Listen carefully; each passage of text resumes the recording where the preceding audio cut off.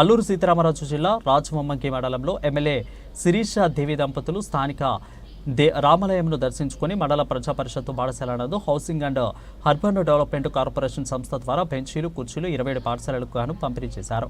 ఇక ఎమ్మెల్యే శిరీష దేవి మీడియాతో మాట్లాడుతూ విద్యార్థులకు చదువుకోవడం వల్ల ఉన్నత శిఖరాలకు చేరుతారని, ఎండ తీవ్రత ఎక్కువగా ఉండడం వలన ప్రతి విద్యార్థి కూడా జాగ్రత్తలు పాటించాలని, గిరిజన ప్రాంతాల్లో కార్పొరేట్ సంస్థల అభివృద్ధి బాటలు పట్టాలని, మరికొన్ని సంస్థలు కూడా ముందుకు రావాలని ఆమె కోరారు.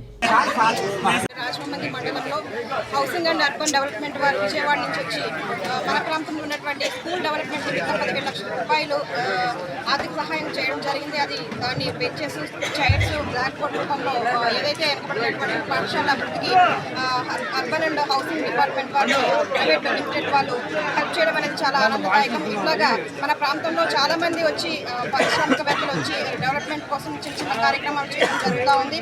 దానిలో దిశగా ఈరోజు మన ఎడ్యుకేషన్ మినిస్టర్ గారు నారా లోకేష్ బాబు గారు కూడా విద్యలో వినూత్నమైన కొత్త మార్పులు తీసుకురావాలి, విద్యలో మంచి ప్రాధాన్యత తీసుకురావాలనే ఉద్దేశంతో మంచి మంచి కార్యక్రమాలు జూన్ నుంచి ప్రారంభం కాబోతా ఉన్నాయి.